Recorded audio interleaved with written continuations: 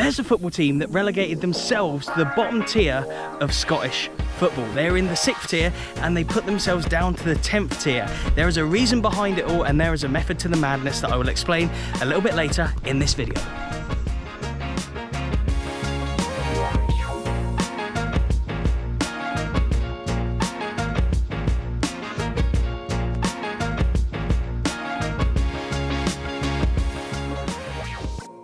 I love where this job takes me.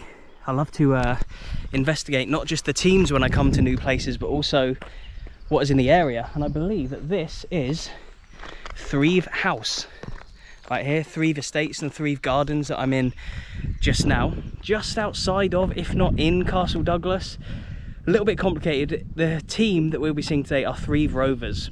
And they are named, and they get their name from this area here. Threave House, Threave Estates, and it's absolutely beautiful. I wonder who used to live here. You can only imagine how old it must be and the people that once lived here. But yeah, there's all these lovely gardens here. I had to pay about £8 to get in. Scottish National Trust, look at this. But yeah, Castle Douglas, they are the football team of. I'll show you on a map where it is. I've visited many teams in the border region on this channel, from Gretna and Annan and Dalbeatty Star, but I've never seen Threave before. And yeah, they do have a really interesting backstory. So yeah, to give you a little bit of context, here is the Scottish pyramid system. Obviously at the top, we know the top 4 leagues, from the Premiership to League 2. Then you have the Lowland League and the Highland League, obviously. But then below that, as you can see, the 6th tier is the South of Scotland League, the East Premier and the West Premier. Funnily enough, the team that we're seeing today, Threave Rovers, they were inaugural members of the Lowland League. They've played in that. They've played in the East of Scotland League in their history. They've played in the South of Scotland League. And last season, I saw them in the West of Scotland League. And yeah, look, 6th tier is where they were playing. In the South of Scotland League, they've won that league, I think, 14 times. They are South of Scotland League big hitters. They have won a lot of trophies in this region. But yes, they wanted to play in the West of Scotland League. I would argue that the West of Scotland League, even the 9th and 10th tier, is probably stronger than the South of Scotland League in the 6th tier. Maybe not some of the teams in the 10th tier, but certainly in the 9th and definitely 8th tier of West of Scotland League. It's just like an overall stronger league, and I guess that is probably why Threave decided to be in that rather than the South. But we'll be talking to someone from the club very shortly. I want to show you the league table from last season when I saw them play. This is the bottom league of Scottish football last season, the 10th tier, and they actually came 3rd and thus got promoted, automatic promotion.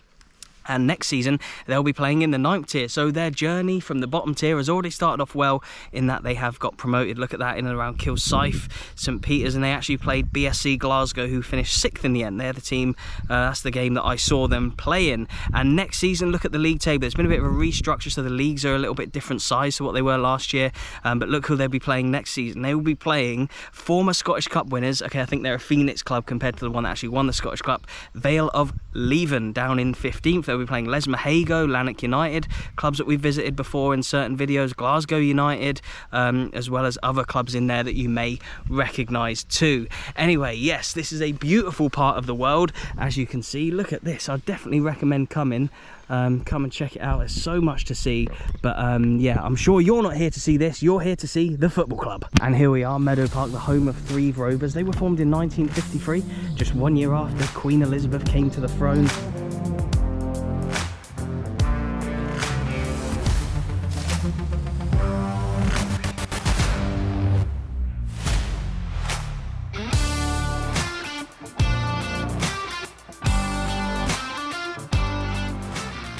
Feels so good to be back on the road again, exploring brand new stadiums. I've uploaded one video since I had my break at the end of the season. That was interviewing Celtic fans, but yeah, to visit new stadiums is what I really do enjoy.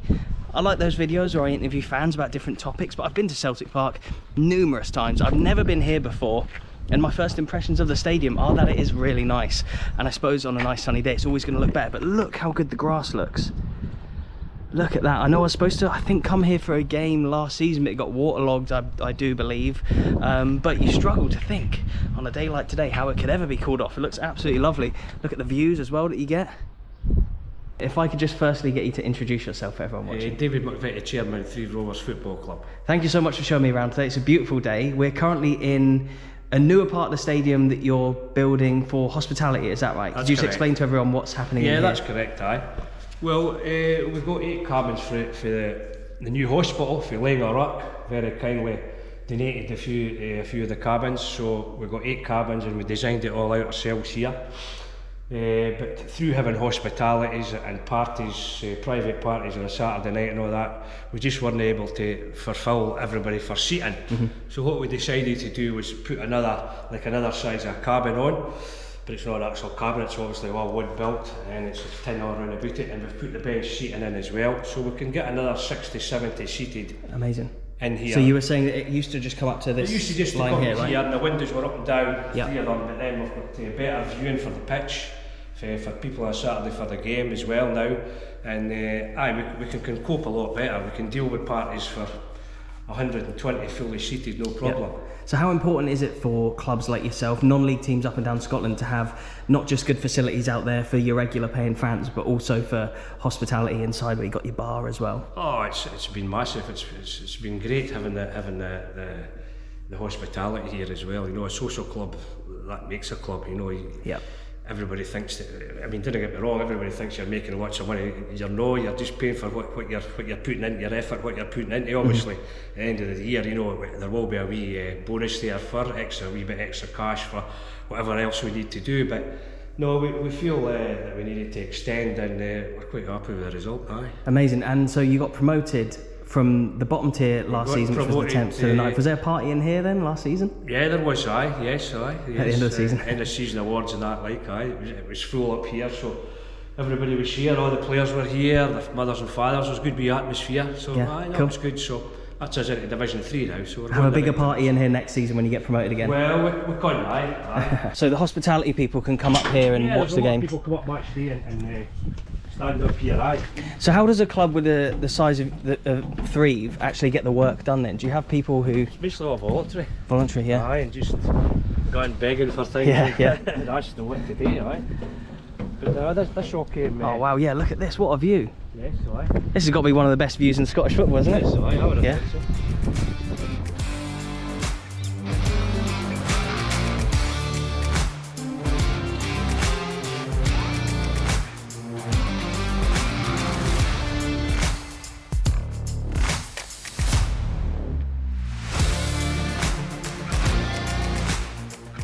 Here's all the pennants. So have you played a lot of those bigger clubs there in the Cup, or?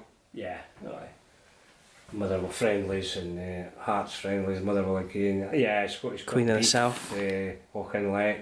That's right, yeah. Yeah, we've all played them in the Scottish Cup, yeah. Then you got even more up here. Yes, aye. Vale of Leithen. Would that have been in the South? That would be, no, Vale of Leithen, that would be on in the East. Yes. That was when you were an East club, Yes. okay. I'll be asking you about that in a second. That's right.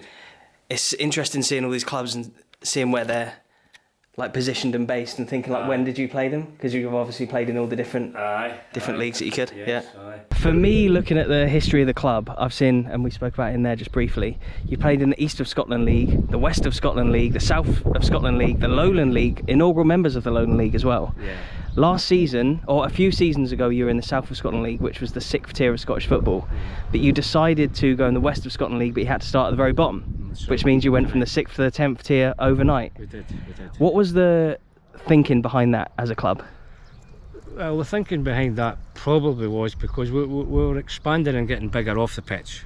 You know, things was happening round about us there. We were getting big hospitalities in. We were doing things off the park that we felt that was maybe a wee bit, above the South a wee bit, but not condemning the South, because this was a great league. I played in the South for years and years, and a lot of players for Threave here were always in the South, and we enjoyed it, but we felt we needed a new challenge.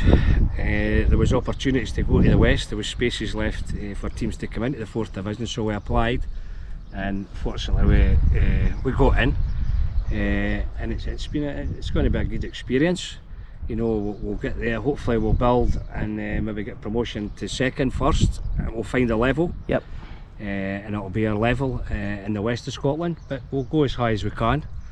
You're always looking to attract a player down here, you know, with the facilities we've got and the facilities off the park. I mean, this is half the battle. I get the player here. Yeah. I know there's a lot of money going about football, even at our level, but when they see the setup, it's a really good setup you got here. Yeah, it's a lovely ground. And you've obviously spoken then about finding your level. Yeah. Where do you think that is, and does it conflict with like the dream that you have for the club? Obviously Annan isn't too far from here, they're League Two. Gretna, they've had their fairy tale story, but now they're sort of lowland league. Dalbeattie Star, we spoke about them inside off camera, I think they're lowland league. Yeah. Where do you think it will be for Threave? I would like to think it would be the first division, or even to try and hit the Premier Division. But Premier of the West of Scotland League. Yeah, you're talking, you know, 5 years down the line. Yeah. You know, I mean, we're starting an under-20s team. We're starting that in the West of Scotland. We've applied for that. We've got that through. So that was the mission ladder for the youth, for the 17s. So there is a stepping stone there into the first team now with the 20s. So you're expecting maybe 1-2 players a season, even just one player a season. It's massive for the club, so we're going in the right direction, but it's going to take time. And the location that you're in, again, those clubs that I just mentioned there, I feel like you have quite a few unique challenges in this area of Scotland compared to being in Glasgow or Edinburgh, or even in like the northeast where there's like bigger population centres. Is it quite hard to get players to come here? It is hard. Yes, it is hard. I.e. that's why we try and keep off the park, the facilities off the park, you know, the social club we've got, but we've got to try and keep working that way, as I say, to try and encourage players to come and play here, because there is Gretna, ourselves, Dalbeattie, you know, Cuthbert Wanderers, we're all after the same players. So it's been like that for years, and that's not going to change. But maybe we'll attract 1 or 2 from Dumfries now with Scott Wilby's got the under-20s going. They're 17-year-old, but there's 3 years in the 20s, so they've got a bit of promise coming, and they've something to aim for now. You've just told me you were a player here. You've managed here as well. I've played here. I've managed here. Yeah, I was manager for 7-8 years. And this is your 44th or something year, 43rd, 44th year here. What keeps you going?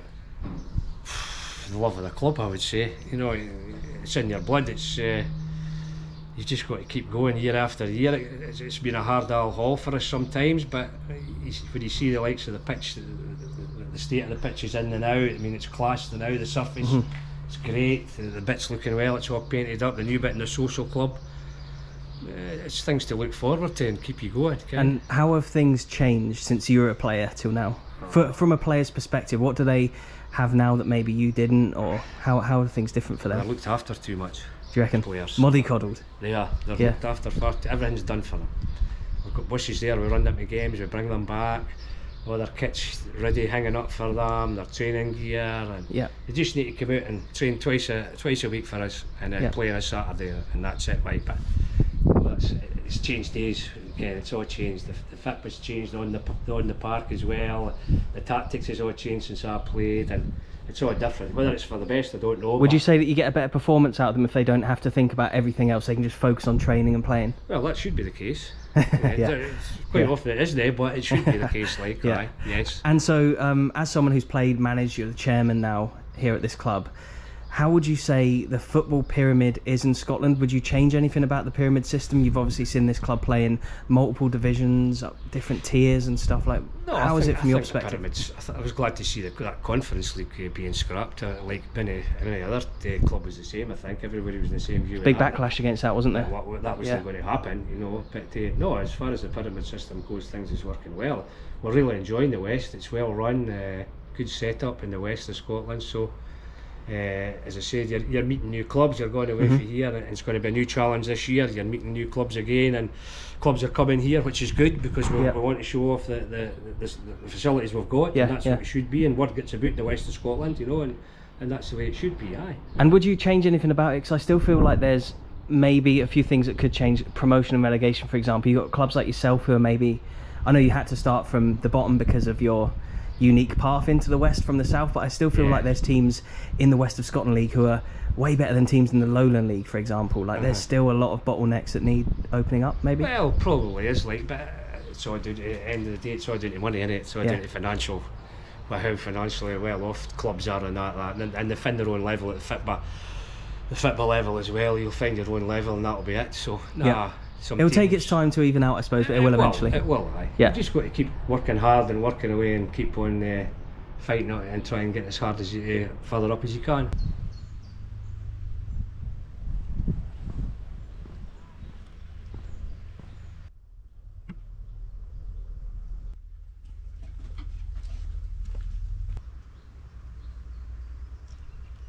as I wander through the garden of contemplation, it reminds me and makes me think of some of the bigger videos that I've made, whether that be Barcelona, Borussia Dortmund, Real Madrid, Celtic, Rangers, the big Premier League teams, Inter Milan, to name just a few.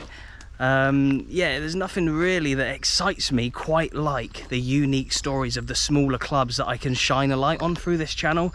And what better story for a video on my channel, where I love these kind of videos so much, than the team that relegated themselves to the bottom tier, but they've done it for a reason that will hopefully advance them as a club. You saw their facilities. Those facilities there are incredible for the level that they're at, which will be the 9th tier for this season coming, but it was the 10th tier in the season just gone. And if you want to see a game from the 10th tier, I know I've mentioned it a few times in this video, I saw Threave play last season at BSC Glasgow. BSC Glasgow, if you want to see what a proper ground in the 10th tier looks like, then make sure you check out that video. It's on screen right now. Thank you so much for watching this one. I really do appreciate it. What a beautiful part of the world. If you're ever down in the south of Scotland, make sure you come and check out Threave Rovers. Thank you very much, and goodbye.